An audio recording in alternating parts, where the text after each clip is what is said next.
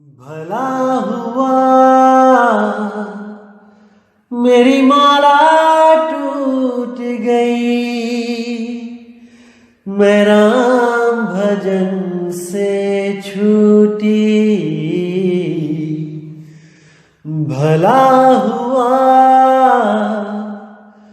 मेरी माला टूट गई, मैं राम भजन से छूटी। मेरे सिर से टली बला, भला हुआ मेरी माला टूट गई, मैं राम भजन से छूटी। मैं राम भजन से छूटी। नमस्कार दोस्तों, परमात्मा से मैं हमेशा यही दुआ करूंगा कि आप सब हमेशा हमेशा विवेक की सीढ़ियां चढ़ते जाएं, हमेशा इतने विवेकी होते जाएं कि आपको जो मैं बता रहा हूं वो बिल्कुल सटीक समझ में भी आए और आपका पूर्ण विश्वास भी बने। तो दोस्तों, आज जिस टॉपिक पे सत्संग करेंगे, जिस वाणी पे सत्संग करेंगे, वो वाणी है बीजक की। सतगुरु कबीर साहब का जो मूल ग्रंथ है बीजक, उसमें से आज ये वाणी हम पढ़ेंगे भी और इसको समझने की कोशिश भी करेंगे कि आखिर कबीर साहब क्या समझाना चाहते थे दुनिया को और लोग गलती से क्या समझ के चले गए। तो शब्द है 112वां, और क्या कहते हैं शब्द में? झगड़ा एक बड़ो राजा राम, जो निर्वारे सो निर्वाण। तो कह रहे हैं कि एक बहुत बड़ा झगड़ा इस दुनिया में पड़ा हुआ है, और उस झगड़े को जो निर्वारे, जो उस झगड़े का निबेड़ा कर दे, वही निर्वाण पद को प्राप्त होगा, वही जन्म मरण से मुक्त होगा। तो क्या झगड़ा है? कहते हैं ब्रह्म बड़ा की जहां से आया, और वेद बड़ा की जिन उपजाया। अब समझने की कोशिश करना मेरे भाइयों, जो लोग ब्रह्म ज्ञान को ही सर्वश्रेष्ठ ज्ञान मान के बैठ गए हैं, ये उन भाइयों के लिए एक बहुत ही ज्यादा विवेक देने वाली वाणी है। इसको अच्छी तरह समझ लो आप। जो भी भाई लोग, जितने भी इस दुनिया में ब्रह्म ज्ञानी हैं, जो सोचते हैं कि ब्रह्म से बड़ा कुछ नहीं है, ब्रह्म से आगे कुछ नहीं है, दोस्तों उनके लिए ये वाणी बहुत ही ज्यादा महत्वपूर्ण है आगे बढ़ने के लिए।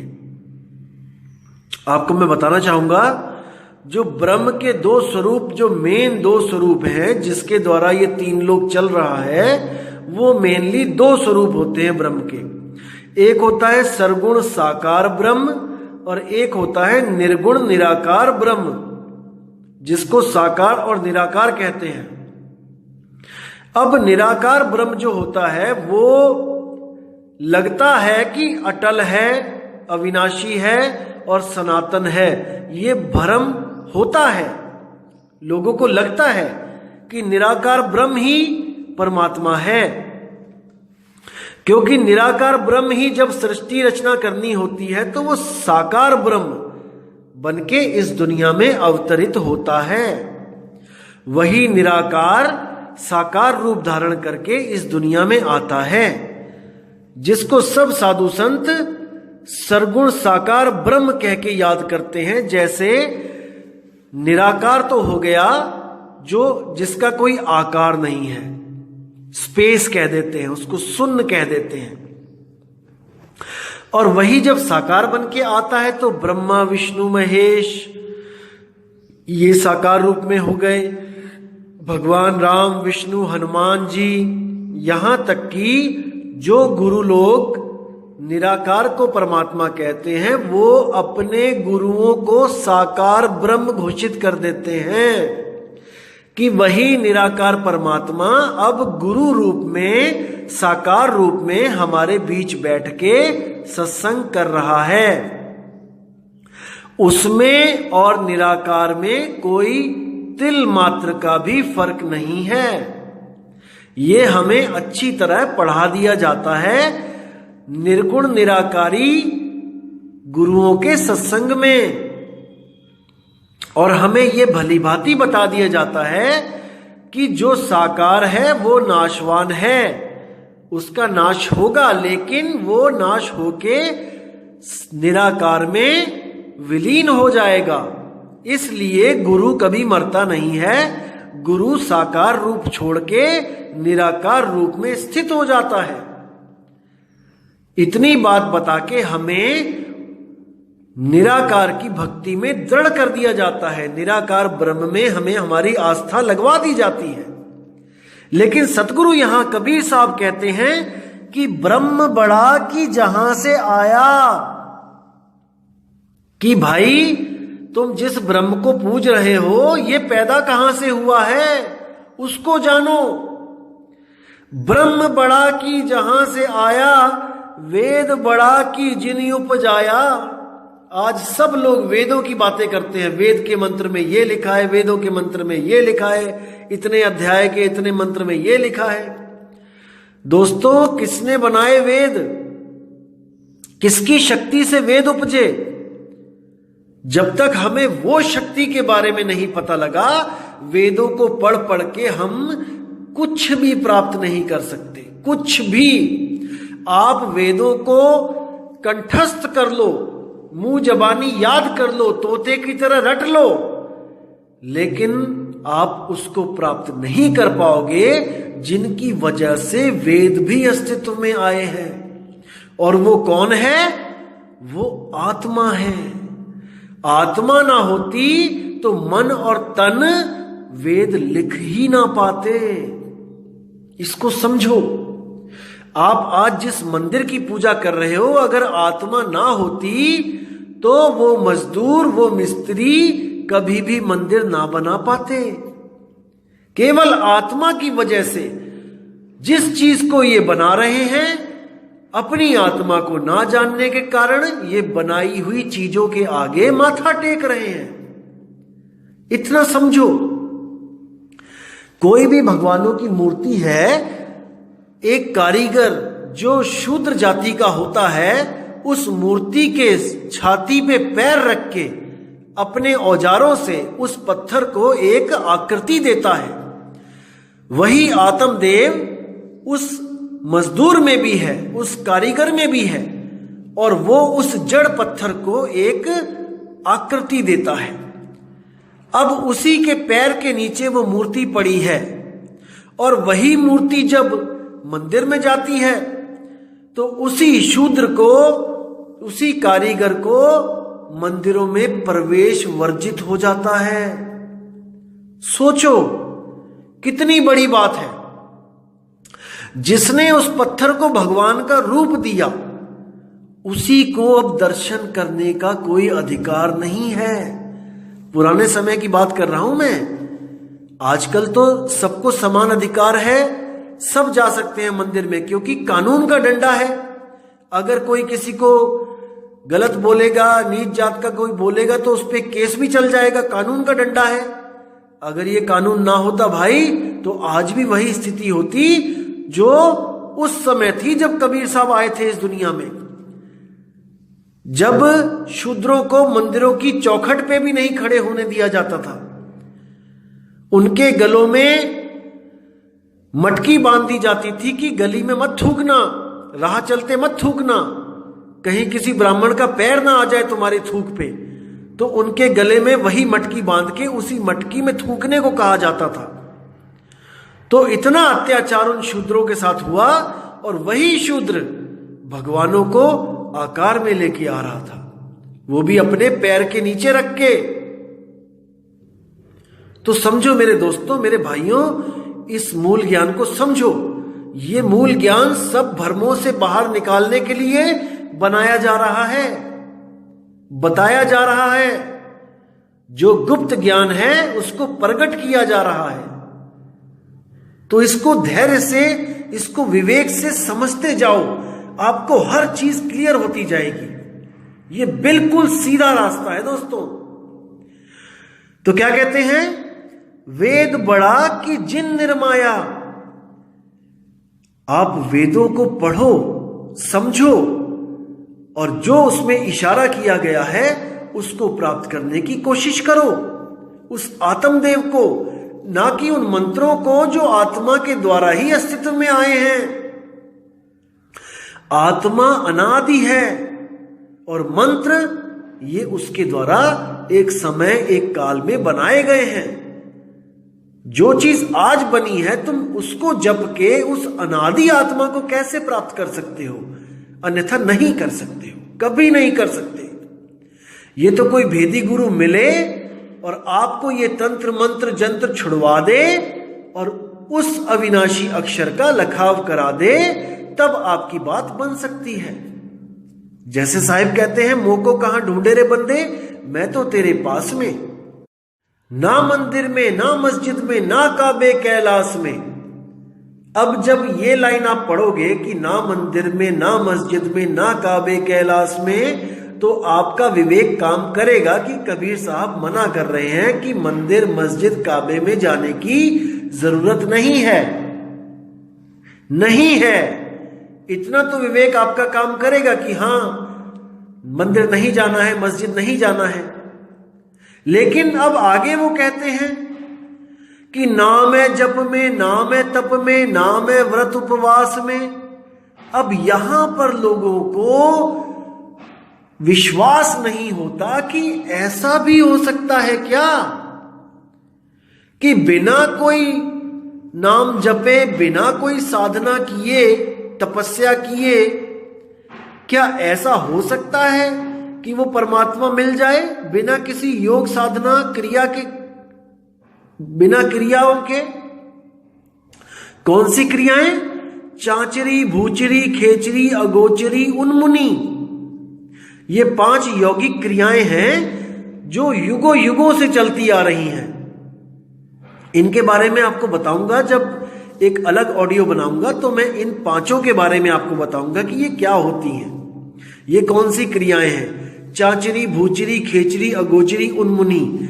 आज सारा संत समाज 99% इसी 5 क्रियाओं में उलझा हुआ है और इन्हीं 5 क्रियाओं के द्वारा वो परमात्मा को, वो शब्द को पाना चाहता है, कभी नहीं पा सकता। अब आगे कहते हैं, ई मन बड़ा कि जही मन माना, और राम बड़ा कि राम ही जाना। अब बहुत गुप्त भेद की बातें हैं दोस्तों, यहां पे बहुत ही गहराई है, अगर समझोगे तो बिल्कुल समझ में आएगी। तो क्या कहते हैं, ई मन बड़ा कि जेही मन माना।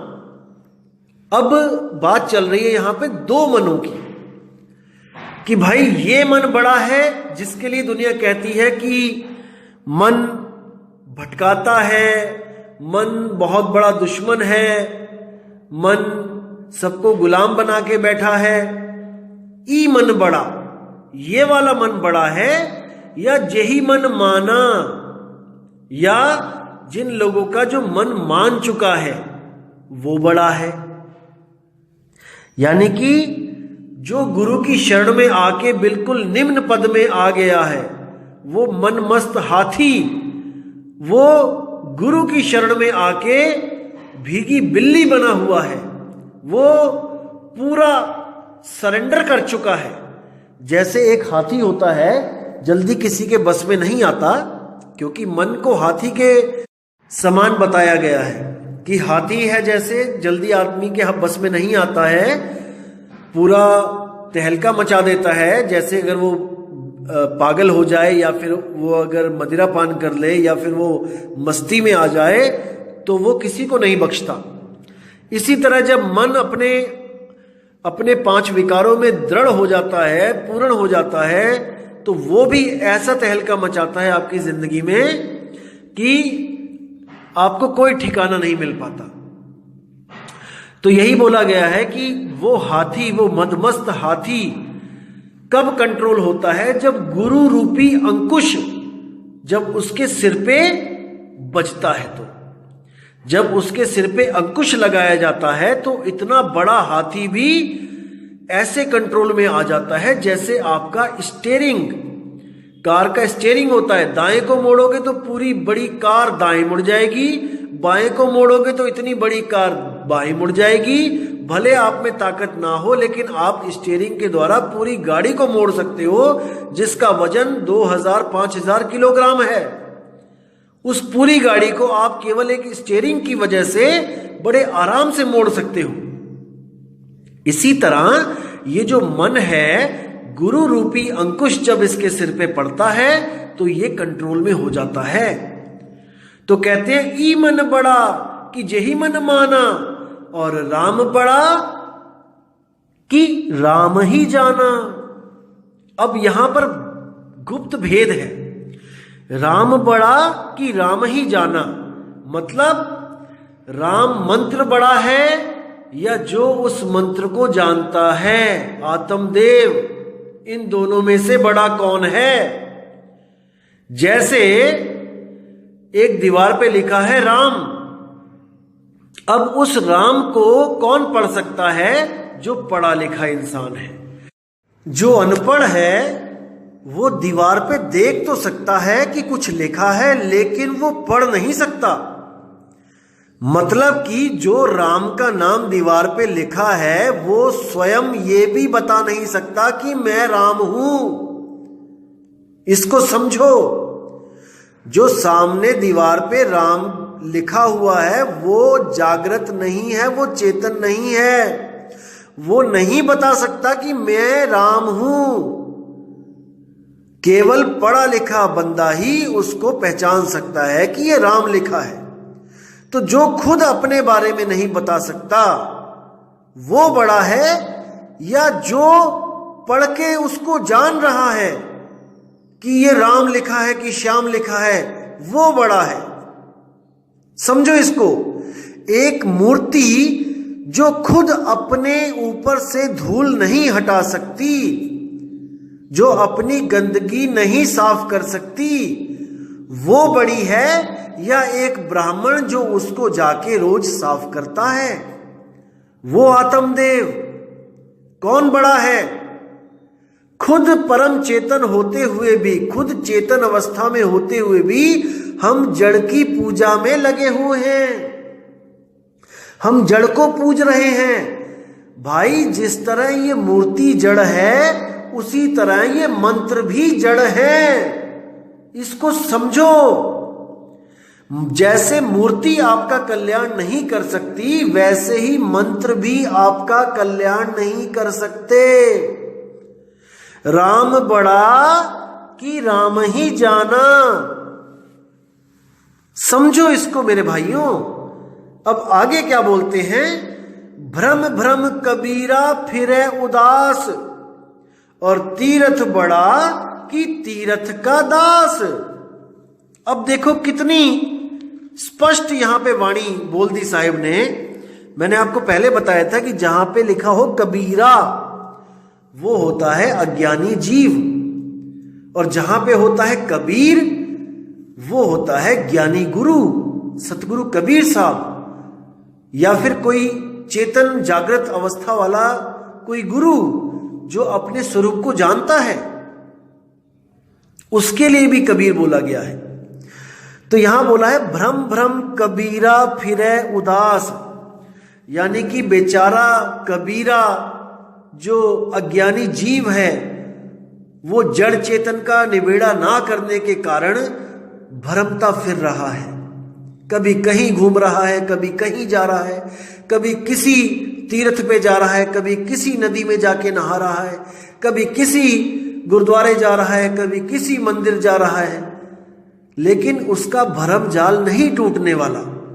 क्योंकि जब तक उसको ऐसा सतगुरु नहीं मिला जो उसको उसका ही लखाव करा दे, तब तक उसकी बात नहीं बनेगी।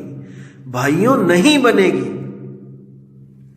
इसीलिए साहिब कहते हैं आपा खोए आपको चीन्हे तब पावे पद निर्वाणा। उसी को निर्वाण पद मिलेगा जो अपने असली निज स्वरूप को प्राप्त कर लेगा। तो यहां कहते हैं कि भ्रम भ्रम कबीरा फिरे उदास, तीर्थ बड़ा कि तीर्थ का दास। अब इस तीर्थ पे भी हम लोग बात करते हैं कि आखिर तीर्थ होता क्या है। दोस्तों, तीर्थ वो जगह होती है जहां पर किसी भगत ने, किसी ऋषि मुनि ने बैठ के तपस्या की हो, वहां पर उसने भजन बंदगी की हो, उसको कहते हैं तीर्थ। तीर्थ का मतलब है तीर और रथ।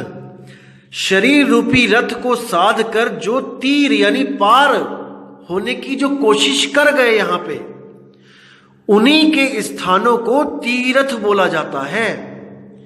अब हम अगर तीर्थ पे जाके हम वहां माथे टेकते हैं, हम वहां पे उनको माथा टेक के घर वापस आ जाते हैं प्रसाद लेके, तो ये बिल्कुल उस तरह होगा दोस्तों जैसे आपने अपने बच्चे को स्कूल में एडमिशन करा दिया और पिछले साल जो बच्चा फर्स्ट आया था, जिस बेंच पे वो बैठता था, जिस कुर्सी पे वो बैठता था, हमने अपने बच्चों को बोला कि बेटा स्कूल जाओ और उस कुर्सी को माथा टेक के आओ जिस कुर्सी पे बैठ के वो बच्चा फर्स्ट आया था। तो हमारे बच्चे अगर जाकर उस कुर्सी को माथा टेक के आएंगे, घर आएंगे और वो पढ़ाई नहीं करेंगे जो वो बच्चा करके फर्स्ट आया था, तो दोस्तों कभी भी हमारे बच्चे पास नहीं हो सकते, फर्स्ट नहीं आ सकते। आज वही होता जा रहा है। जहां जहां पर कोई भी साधु सिद्ध, देखो पहाड़ों की चोटियों पर गए वो कि उन्हें कोई डिस्टर्ब ना करे। भक्ति वो नीचे भी कर सकते थे, लेकिन फिर भी वो पहाड़ों की चोटियों पे जाके बैठे कि कोई आदमी वहां तक जल्दी ना पहुंचे और हमें डिस्टरबेंस ना करे, हमें मुक्ति चाहिए। चाहे कुछ भी उन्होंने किया हो, क्योंकि पूर्ण गुरु ना मिलने के कारण भले उन्होंने कोई अधूरी साधना की हो, कोई ब्रह्म की साधना की हो, लेकिन कुछ तो किया ना भाई, कुछ तो उन्होंने किया। अपने इस रथ को साधा तीर होने के लिए, पार होने के लिए, लेकिन हमने वो नहीं किया जो उन्होंने किया। हमने उनके जगह पर जहां वो बैठे थे वहां पर बड़े बड़े तीर्थ बनाकर उनको माथा टेक कर प्रसाद खाकर घर वापस आ गए और सोच रहे हैं कि हमें बहुत बड़ा पुण्य मिल गया। दोस्तों, उस कुर्सी को माथा टेकने से ज्ञान नहीं आएगा। उस कुर्सी को माथे टेकने से आपके बच्चे पास नहीं होंगे। अपने बच्चों को कहो कि वो पढ़ाई करें जो उन ऋषि मुनियों ने करी, जो उन साधु संतों महात्माओं ने करी, तब आपका तीर्थ पे जाना सफल होगा। अन्यथा आप केवल वहां पर भीड़ बढ़ा के मनोरंजन करने जा रहे हो, इससे ज्यादा आपको कोई लाभ नहीं होने वाला। तो दोस्तों, असली तीर्थ हमारे पास ही है। घट को ही तीर्थ बनाओ, इसी घट से आपको परमात्मा मिलेगा। कहीं आने जाने की जरूरत नहीं है, किसी तीर्थ पे जाके माथा रगड़ने की जरूरत नहीं है। यही देह, इसी में सब कुछ मिलेगा। बस एक भेदी गुरु मिल जाए जो आपके सारे भ्रमों को दूर करके आपको आपके ही स्वरूप का लखाव करा दे। केवल वही गुरु आपको पार कर सकता है, और वो गुरु केवल और केवल सतगुरु कबीर साहब हैं, जो आके हंसों को अपना भेद बताते हैं कि असल में मैं कौन हूं, मैं कहां पे रहता हूं, मेरा निज स्वरूप क्या है, मेरा निज स्थान क्या है, और तुझ में और मुझ में कोई फर्क नहीं है, कोई फर्क नहीं है। बस तू बंधन में है और मैं निर्बंध हूं। इसीलिए मैं सत्सुकृत हूं और तू सोहम है। जो हम हैं सो तुम हो। बस इस भेद को जानना है और अपने बंधनों को काट के आपने भी सत्य हो जाना है। आप भी सत्य स्वरूप हो जाओगे। कोई फर्क नहीं रहेगा। जैसे ज्योति ज्योत में समाए वो एक ही ज्योत हो जाती है, इसी प्रकार आपका सत्य स्वरूप और उसका सत्य स्वरूप एक ही रूप हो जाते हैं। वो अलग अलग नहीं रहते, फिर दोनों समान हो जाते हैं और उस अवस्था को प्राप्त कर जाते हैं जिसके लिए साहिब ने बीजक में बोला है पहली साखी, जैया जन्म मुक्ता हता तैया हथा न कोए, और छठी तुम्हारी है जगह तू कहां चला भिगोए। उस अवस्था को सतगुरु कबीर साहब याद करवाते हैं और हंस बड़ी ही सहजता से सहज साधन के द्वारा अपने उस निज स्वरूप को प्राप्त कर लेता है और इस ब्रह्म के जाल से हमेशा के लिए आजाद हो जाता है। दोबारा ब्रह्म पैदा नहीं होता। तो दोस्तों, उम्मीद करता हूं कि आज की इस ऑडियो से आपके काफी भ्रम दूर हुए होंगे और आप में सत्य और असत्य का निर्णय करने की शक्ति बढ़ी होगी। और मैं फिर कहता हूं दोस्तों कि आप अभी ज्ञान को अच्छी तरह समझो। कुछ लोग इंतजार कर रहे हैं कि मेरी 50 ऑडियोज कब पूरी होंगी और मैं कब उनको अपना फोन नंबर दूंगा, एड्रेस दूंगा आश्रम का। दोस्तों, इसको मैं और आगे बढ़ा रहा हूं। मैं 100 बोलता हूं कि 100 ऑडियो सुनो, क्योंकि मुझे लग रहा है कि अभी भी मैं 50 में वो कवर नहीं कर पाऊंगा जो मैं आपको मूल ज्ञान देना चाहता हूं, क्योंकि शायद ये 40वीं 41वीं ऑडियो होगी मेरी। लेकिन मैं चाहता हूं कि आप इतना ज्ञान समझ जाओ, कि इतना विवेक लगाओ कि कोई सवाल दिमाग में रहे ही ना। उसके लिए मुझे लगता है कि 100 तो कम से कम करनी ही पड़ेंगी। तो आप दोस्तों धीरज धरिए, आप थोड़ा सहजता के साथ समझिए। आपको हर चीज समझ में आनी चाहिए, नाम लेने का तभी फायदा होगा। अगर आपके दिमाग में 1 भी % भ्रम होगा तो आप उस अवस्था को प्राप्त नहीं कर सकते मेरे भाई। मान के चलो आपके पास 100 दिन है जिंदगी के, आपने जल्दबाजी में पहले ही दिन में नाम ले लिया और जल्दबाजी में गलत नाम ले लिया किसी से और 99 दिन आपने भक्ति कर भी ली, तो दोस्तों उसका कोई लाभ नहीं। 99 दिन की भक्ति आपकी वो गलत भक्ति है, वो अधूरी साधना है। और दूसरी तरफ आपने 99 दिन केवल ये खोजा कि कौन सही है कौन गलत है, कौन से नाम से मेरी मुक्ति होगी, कौन सा नाम मेरा बंधन का कारण है। 99 दिन खोज के अगर आपने 100वें दिन सुबह सुबह नाम ले भी लिया और एक दिन भक्ति कर ली, तो दोस्तों उन 99 दिनों की गलत भक्ति से बहुत ज्यादा अच्छी बात होगी कि आपने एक दिन भी सत भक्ति करी है। इसलिए आप बिल्कुल जल्दबाजी मत करें, क्योंकि मैंने आपको बोला है कि हमने भीड़ नहीं बढ़ानी है। हमने बिल्कुल भीड़ नहीं चाहिए। हमें वो विवेकी हंस चाहिए जिनके दिमाग में एक भी प्रश्न ना बचे, एक भी सवाल जिनके दिमाग में ना बचे। केवल वही लोग हमारे पास आए और अपनी आत्मा का कल्याण करवाएं। तो दोस्तों इसी के साथ मैं विदा चाहूंगा और अगली ऑडियो में बहुत जल्दी आपको भेजूंगा, ताकि आप लोग और ज्यादा विवेकी हो सके और सत्य ज्ञान को समझने की भरपूर कोशिश करें। तो मैं अब आज्ञा चाहूंगा दोस्तों। जय गुरुबंदी छोड़ वैराग साहिब, जय गुरुबंदी छोड़ मदन साहिब, जय जय बंदी छोड़ सतगुरु सत्य कबीर साहिब की सदा ही जय हो। साहिब बंदगी सतनाम।